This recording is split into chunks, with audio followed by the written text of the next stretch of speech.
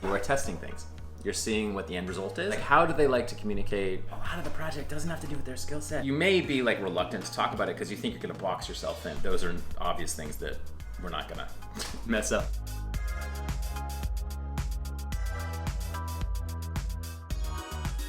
I'm Ben, I run BFC Digital, and this video is about 3 things you should be asking any web development agency or web developer before you hire them to make sure that your project's going to be successful and not devolve into chaos and craziness.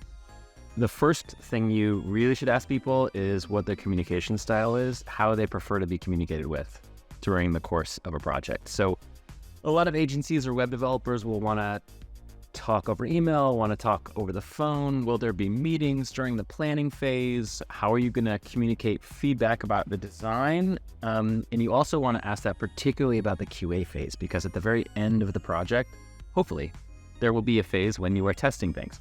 You're seeing what the end result is, and you're seeing what changes need to happen. And what you're looking for in their answer about how the communication is done is that a way that works for me? Am I good at that type of communication? A lot of times web developers will expect you to put questions into like sort of a ticketing system where you have to like write out the thing.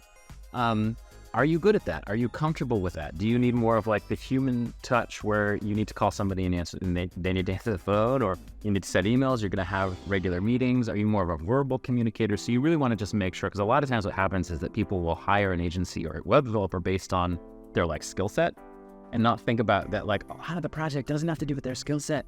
It has to do with, have we been able to communicate our needs to the person, our desires to the person, what our audience is to the web development or team or the designer or whoever, and have they been able to bring that on board and think about that and be able to respond to that need based on what you've told them. And if you can't get the communication right, it doesn't matter how good the technology is. So that's number one, is like, how do they like to communicate? Does that fit with like what our needs are? The second thing you want to ask, how many revisions to their design mockups are included in the project?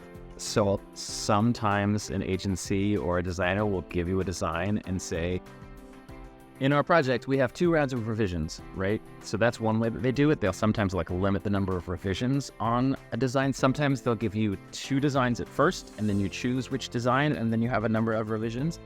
So you want to know that up front. A lot of other agencies or developers will not really limit the number of revisions and say, we'll go back and forth until you're happy with the design. Again, what you're looking for is an answer that sort of fits with the project and you. So you might think, well, it's just obviously better if they don't limit the number of iterations, because then I can get what I want. But the reality is every iteration costs money for them. So you want to be cognizant of the fact that sometimes unlimited iterations is probably not good, because they may be charging you for it. Or if they say unlimited iterations, how do they know like how long it's going to take? You know what I mean? And so like you want to make sure that they've thought about that and like that the timeline isn't going to be affected. So if you feel like you know exactly sort of what you want, if there are examples out there that are very similar to what you want, sometimes limited iterations can be fine. I mean, you know what you need and you can communicate it very quickly. That's fine. Also, it can be okay if you've chosen a developer or a firm that has done a lot of designs that look really similar. So you kind of know what you're going to be getting, you know what their style is, and you know that style works for you. Then yeah, limited iterations is probably fine. But you want to ask that so you can understand that during the project and make sure, the end result is what you want. Third thing you want to ask is about scopes. You want to understand how they are thinking of the scope of the project, and particularly how they're controlling the scope of the project. It's a bit weird to ask the agency or the developer, hey, how are you controlling your costs? I mean, that's a little bit of a strange thing to do. People don't tend to like talking about money. You usually have a budget for the project. It's got to cost whatever it's got to cost, $25K or $50K or whatever. And you don't really want to talk about limiting scope, because what if it just seems like it's going to mess you up? What if you actually discover something during the discovery phase and you want to throw it into the project, and the developer will say, well, that part is out of scope. We didn't talk about an advanced search section. That's out of scope. You may be like reluctant to talk about it because you think you're going to box yourself in. But the reality is you should be concerned about what the web developer or agency thinks the project is. Because the worst case scenario is that the developer or the agency starts to run out of time at the end and they scramble. So even if you don't want to think about the cost, guarantee you every web developer, every web development agency you're going to work with has a number in mind for how long they think the project's going to take. Even if it's a project that's like a fixed price project, we're going to build XYZ for whatever the price is, and the contract doesn't say anything about time or hours, guarantee you they have a number in mind for how long they think it's going to take, and they've estimated their price based on how long they think it's going to take. 100 hours, 200 hours, 5 hours, whatever. They've set that price based on that hour, even if they're not telling you what it is or expect you to track it. So a lot of times you think, well, wait, that's fine.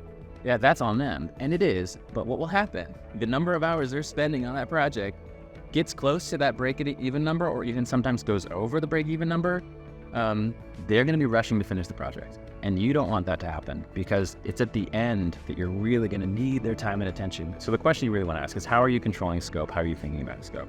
Is it that you've listed out in a lot of detail on the contract what you're making to get rid of some vagueness? Is the scope being controlled on a timeline basis, so they know they're going to be starting the project in April and finishing in October? What constitutes an increase in scope? So the cost. Those are 3 things people very rarely ask us, and yet we find that those 3 things have a lot to do with how successful the project is.